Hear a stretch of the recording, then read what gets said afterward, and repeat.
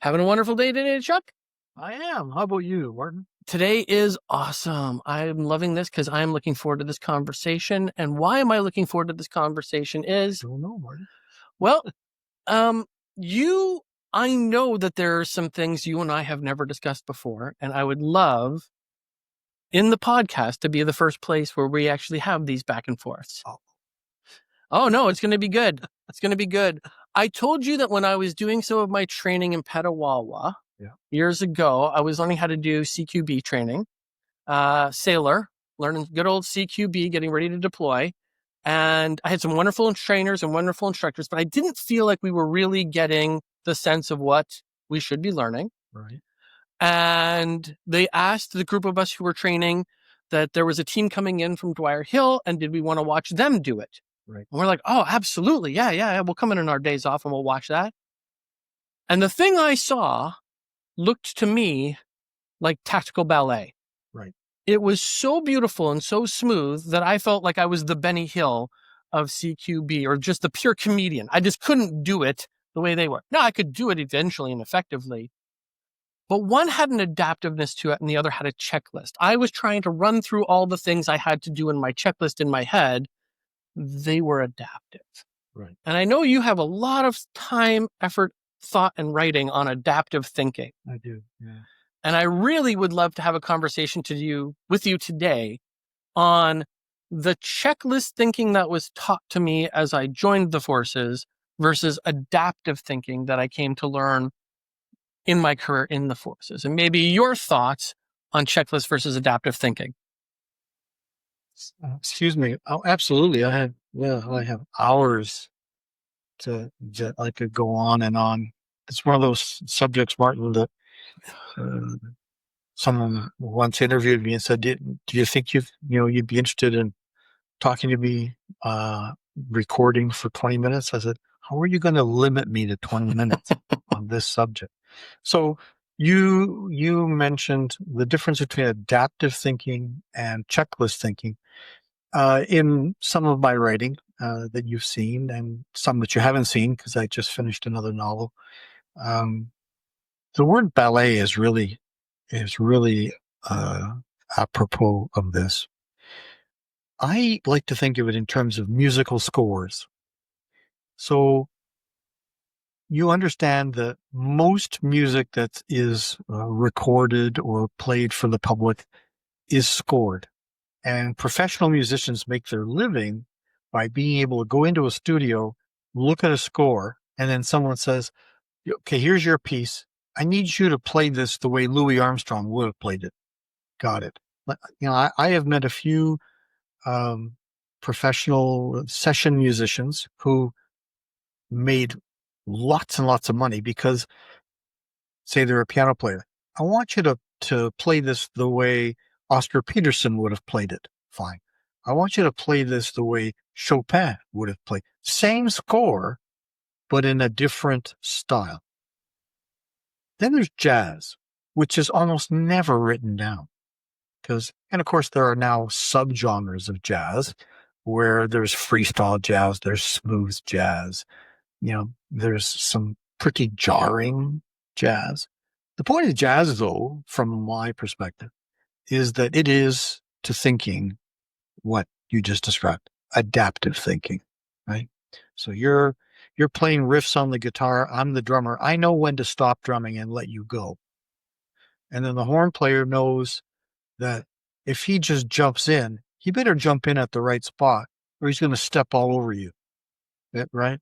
And you need to know that you're looking over at the horn player and he's waiting for that beat for you to step back a little and let him step in. And if you have studied music, and I haven't, but I know lots of people who have, you know that there are ways that the notation takes care of that. But jazz musicians, most of them don't actually know how to read music. They feel it, right? And, there's something that I've described more than once called a Panzer ballet. And you talked about watching the JTF2 guys do a certain thing. And to you, it was like ballet. And in fact, it was much more than ballet. Because a ballet is very strictly controlled. A ballet is a symphony that is a physical manifestation. Right? It's dancers. The interpretation comes with the director using the talents of that dancer in a certain way, the choreography.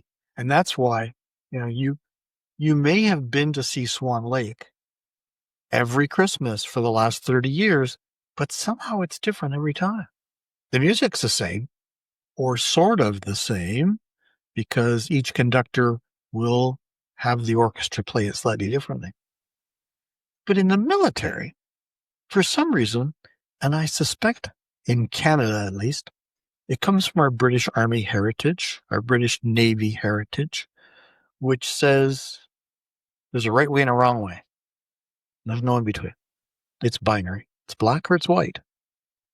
But that's not reality. Real life's gray. Right? Absolutely. So, but the hard part, and this is, I think, where the question of leadership, and we've talked a little bit about leadership in previous podcasts, this is where enlightened leadership, plug for my own webpage, The Enlightened Soldier, but this is where enlightened leadership takes us to the next level. And it doesn't matter whether we're talking about an officer or a non-commissioned officer or a corporal, or even a private that suddenly decides that leadership is required and let's do it this way. And it may be that the checklist, which is really, really useful in this situation, has to be thrown out in that situation because it hinders you. It forces you to do something. I don't know if you're familiar with the term Cartesian, right? So, you one step along the x-axis, one step along the y-axis, takes you along the z-axis. And, you break everything into steps. When you first joined the Navy, you went to Cornwallis, I assume? Saint Jean. Saint Jean, okay. Post Cornwallis. So in Saint Jean, you were taught drill. And you were broken down into, we're going to turn this movement into 3 squats. Squad 1, but lift the foot. Squad 2, slam the foot. Squad 3. And that works for something like drill. But then drill has to be understood in the proper context. And the checklist is a drill, right? So if you are running through a pilot's checklist, do this, do this, do this, do this. It's there because there are so many things that the pilot has to do to get that plane ready to take off. And just missing one. I mean, the whole concept of checklist comes from McDonnell Douglas, Second World War, United States Army Air Force, where they made a mistake because they forgot one thing and it almost caused a crash. And then the pilots realized we need to write this shit down. Flaps, turn on the auxiliary generator, make sure the fuel pumps are turned on, all that stuff. So it's really useful. But there are some times when, as you pointed out in a previous conversation, sometimes you neither have the time nor the opportunity to go through a checklist. You need to adapt. What do I need now? In fact, for anybody who's listening, if you've ever read any Sherlock Holmes or watched it on TV, there's one famous story, and it's, I forget what the title of the episode is, but it's all about the dog that didn't bark, right? And it's backwards thinking. Conan Doyle called it backwards thinking. It's intuitive, right? And basically we teach people that, all right, this is, you need to arrive at a conclusion. So this is my first step. Then I take the next step. Then I take the next step. Then I take the next step. Then I take, etc. Conan Doyle had Sherlock Holmes do it the other way around. He had him say, what needs to occur in order for this outcome? This is the outcome I want. And so let me go backwards from the outcome and follow the steps in reverse. We're not trained to do that. Right? And for people that either teach themselves or their brain works that way intuitively, we consider that, wow, guys are genius. This is madness, but wow, You figured it out. I couldn't see that happening. Yeah.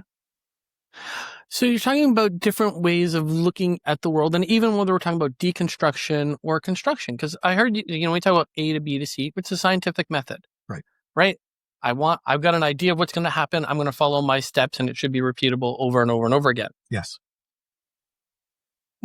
But there's a space for creativity. Yeah. And when I use creativity, creativity for me always comes back to necessity being the mother of invention. Right. Our checklists are designed to keep us to do the right action. Yes. But are they always solving the right problem? Because we have adaptive problems. Yes. Certainly the way warfare has gone, if I were to just simply go with what were we thinking about warfare and pick any decade you'd like, 40s, 50s, 60s, 70s, 80s, every decade that thought on what we're looking at changes, but our checklists are still yesterday's checklist. In many ways, that's true. And in a world today, and you and I have talked a little bit about technologies, there are different adaptive technologies. AI is coming in, bioengineering is coming in. We've got new things to consider in complexity. Where is the space for creative thinking that you can see in terms of how creative thinking will help us adapt to our future problems? Well, it has to start with training and education. And we talked about this a little bit from my German instructor, the difference between training somebody and educating somebody. And I used to do this when I was in uniform. Whenever we went to the field, I would always take a half day every 6 or 7 days and grab all of my leaders and force them through creative thinking, tactical problems. In fact, a lot of what's in my first book is based on my little lessons. So, I would take all of my crew commanders when I was a squadron commander out to a piece of ground, and I would paint a tactical picture. The enemy's coming in this direction, got 30 minutes. And that's not the way that I was trained. I was always trained that, okay, we need to find the perfect piece of ground. And I would always say, no, the ground is irrelevant. The enemy's on the same ground that we're on. And, I could waste all day looking for the perfect piece of ground. No such thing, because I'm going to be driving down the road with my tank squadron, and suddenly something's going to go boom, and I need to fight where I am. And so I would force my subordinates to think about a tactical problem based on where we happened to be that day doing tank maintenance. And I'd take the commanders away, and the crews would work on maintenance, and I would spend 2 hours with them, and they would have to solve a little tactical problem, realistic or unrealistic. And it was all based on one thing. It was all based on creativity. I think the problem is that most leaders are afraid of creativity because creativity takes them somewhere that makes them uncomfortable. And too often we don't understand that learning isn't possible if you're in your comfort zone. Learning's only possible when you're removed from your comfort zone. For example, when I was a directing staff for non-military listeners instructor, after I commanded, I went to the Army Staff College, and as a lieutenant colonel, I had syndicates of 12 captains. And I had a different technique of teaching than not everybody in my group, but most. So one day, as an example, I came in to the classroom. The room was close to attention. I said, relax, okay. I sat on my desk, and they were seated in a U at their desk. I said, okay, last night you're supposed to do the readings on passage of lines. Yes, Colonel. I said, okay. So put your notes away. There were 5 questions. I don't care about the 5 questions. So I'm gonna give you the benefit of the doubt. You answered all 5 questions. So there's nothing to be gained by me going through the 5 questions with you because you all answered them. Unless one of you wasn't able to answer one of the 5 questions. Anybody in the room? No hands went up. Good. I said, move that aside. So I sat at my desk. I said, all right, what's the difference between a forward passage of lines, a rearward passage of lines, and a relief in place. This is purely infantry, armor, ground forces related. So hand goes up. Yes, John. Well, timings, coordination, yep, checklist. We all have the same checklist, John. You don't need to read it out. Oh, somebody else. Well, there's got to be space and room. Yes, that's in the checklist. Another hand goes up. You have to have a predetermined time and line on who's going to be in command at what. Yep. In fact, here it is right here on my checklist. They very quickly got the message that I wasn't asking for them to regurgitate anything from the checklist or anything from the readings. I was asking them to apply their creativity. What am I asking you? And then the hands stopped going up and they all stared at me. And I just sat on my desk and I smiled. And I looked at my watch because I watched the seconds tick by and you could feel them sweating. They're like, what does he want from us? I go, come on, somebody, anybody, come on.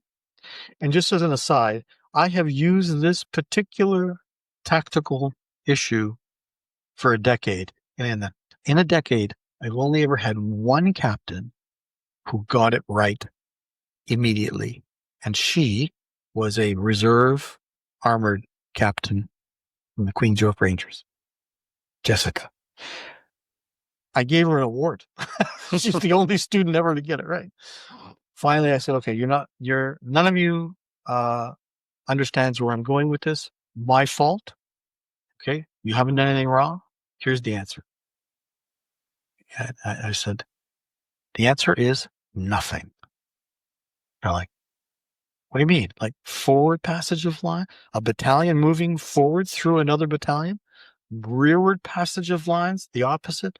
A relief in place where there's a battalion dug in and is being replaced and there's no difference between them? I said, no, we're all exactly the same thing. No. I said, yes, pay attention. What is happening when you are doing a passage of lines or a relief in place is that you are opening a window of vulnerability. Because when will you be at your most vulnerable as the tactical commander in that space? And what, 2 or 3 hands went up? I go, yeah. When you've got double the amount of troops that you used to have. I said, exactly. You've got double the amount of troops, but only half the combat power. Because you got too many leaders and not enough space. So picture a window that is being raised. And as the window is being raised, the opportunity for the enemy is growing. Because if the enemy catches you doing what you're doing and attacks when the window is maximally opened, you're done. You're cooked. And so what you need to understand is you open and slam that window as quickly and efficiently as possible. So it's a vulnerability that's growing, and then you shut it and you take the vulnerability away. That's why there's no difference between forward, relief, and relief in place. 12 students, I would say 8 or 9 of them, I could see the little lights coming on. 3 or 4 of them were like, I have no goddamn idea what this colonel is talking about. Because it's all about creativity. Yeah. Adaptive thinking.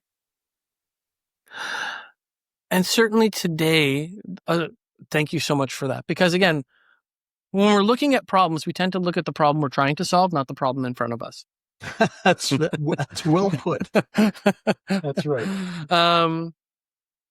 And that's true for so many things, because how we see a problem is sometimes the difficulty in its own solution. Yes. That if we're looking at a problem from a certain point of view, it's not going to afford for a solution. And certainly inside the checklist, it doesn't.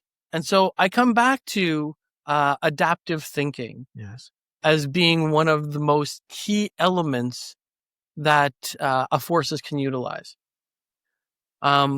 Is there a way we can encourage, and I'm going to have the conversation, for me, adaptive thinking, and I can remember being a master seaman and having some adaptive ideas on how we should do procedures. where I might have taken some liberties with some communication gear and produced something that nobody had thought of or seen before. Yeah. Where we jacked some gear into some other gear and made it work and talk in a way that it wasn't designed to, but it worked. And then I was told I broke a number of cryptographic rules. Yeah. Fortunately, I didn't break any bad rules, but enough to be looked at. Sure. But at the end of the day, that system of plugging new things into new things in new creative ways eventually became a certified system. Excellent. Do you know what I mean? I do. I understand. Exactly. And it wasn't that anyone was doing anything wrong. It's just we thought of these pieces of boxes as going down this communication path, and these pieces of boxes went down these communication path. And if you remember the old stereo chords, we've got a stereo chord in front of us right here Yes, in the control room. We're like, what happens if you plug these stereo chords into the different places? Can't you cross wire? Yeah. We had a mountain in front of us, so we couldn't use the satellite the way we wanted to. And we had a HF in front of us, but we couldn't use the systems we needed. So we're like, well, marry the two. Yeah. Marry the two up. It works. You think I got crypto sync. We're good. You think the Brit who invented radar ever thought we would be cooking chicken with it? That's right. Now, I can remember very clearly getting both a congratulations and don't ever do that again. Right. Right. And I'll tell you, the don't ever do that again was a little louder than the congratulations. He ripped your face off. There was some... Fortunately, I knew enough about the rules to know that everything I was doing wouldn't violate a cryptographic rule. There you go. But I didn't use an authorized system. Sure. I MacGyvered. For those of us who remember the MacGyvers of the days, it was I took a problem that existed in the world. It wasn't the one that people thought of, right, or the one I was supposed to solve. It was an antenna from a satellite won't beam through a building or a mountain. Right. I have to figure out a way around that. I can't move the mountain. Why don't I move the system? And that's what we did. Yep. I thought this was super creative. But we don't encourage that kind of thinking in a checklist world. Is there a way that we can encourage, hey, maybe here's the question that we could be asking differently, and I'm curious how you would implement this. Hey, how would you solve this problem? Because if we went to every group of master seaman or every group of chief or every group of lieutenant, I'll bet you there are some creative pieces in each of those rooms that none of us are thinking about. I think you're right. Marty, how much time do I have left? Got 8 minutes in this one, but we could also call this one part one of two. Part two. Okay. Well, two things. The first one is for anybody out there listening who has ever, we've all watched stand-up comedy, but there's a way that comedians learn to do that, and it's called improv. And if you've never taken an improv class, I highly recommend it, because one of the things that you do in an improv class is yes, but. So you stand in a circle and you create a storyline, and you can say anything you want and turn to the next person and end with a question. And that person has to answer yes, but, and then carry the storyline. And it goes around and around and around and around. And you come up with the most crazy stories, but it's hilarious. But you can never say no. Sort of like dealing with Japanese businessmen. Never say no. Other half of the story. How do we teach this? Improv. Another way is we ask people who have no friggin' idea what we're talking about. So in my days at the Army Staff College, inevitably every syndicate had an Air Force officer, usually a helicopter pilot, occasionally a fighter pilot, because they had to work with the Army. And so they were, talk about being thrown in with a pack of wild dogs. All of these infantry, armor, artillery captains, signalers, every syndicate had, so 3 infantry, 1 armor, 1 artillery, 1 signaler, 1 logistician, 1 Air Force guy, 1 foreign student. So one of the problems that we used to have was that we would set up a tactical scenario. I won't go into great detail. In Napanee, Ontario, there's an escarpment overlooking the Napanee River. We would defend on the escarpment, and the Soviets would attack us in huge numbers, right? And they had to come up with how to stop this. And the aim was to kill the independent tank battalion, right? Because they were the ones that were going to cause us the grief. Well, there was a pilot called Scotty, and Scotty didn't know anything about the Army. And his solution was that when we were still owning both sides of the river, that he would hide our tank battalion in an underground parking garage in the city of Napanee. And of course, when he described what he was going to do, uproarious laughter, including from me, an armored guy, because it's pretty hairy. Hide an entire battalion underground in a parking garage that's only got one entrance and one exit. Pretty risky stuff. But then I apologized. I said, okay, laughing stops. Scotty, that's a really hairy ass idea. But you know what we're going to do? Tomorrow morning, I'll get us a minibus. We're going to go to Napanee, which was 45 minutes away, and we're going to walk the ground. And the more we walk the ground, the more all of the other captains and me were like, okay, if we can get in and out of the garage, this plan is brilliant. If they find us, we're all dead, but it might be worth the risk. And yet nobody had ever thought of that, because the idea of hiding a tank battalion in an underground parking garage was so out there. So creativity, yeah, you can actually enhance it, but you got to work at it. Perfect. Look, I know we could do this forever. So maybe in closing, can you give a quick story of where creativity has helped you in your career? Oh, yeah. It's, you're asking for a specific story. Was, I guess, in the way that I created these scenarios to train my subordinates when I was on regimental duty, because what it did was it got them to understand the way my brain worked. And the story is too long to tell as a closing, but more often than not, my subordinates would very quickly get into my head, and they would know what I wanted before I said it. So I'd start the radio and say, "All right, 2-1, I want you to. I'm already there. Oh, 3-2, move to waiting for you. I'm there already." They had foreseen it because they knew that they could trust me, and I knew that I could trust them to be creative and step out beyond the checklist, which is wait for the boss, do what the boss says. Yeah, I absolutely love that. The trust that comes, that when we build that trust, because what I'm hearing you say is if you want to allow creativity in your unit, trust those you're letting be creative. 100%. That's amazing and a great place to finish. So thank you again for a wonderful conversation. This will not be the last time we're talking about adaptive thinking. And of course, I look forward to our next conversation. Me too, Mark.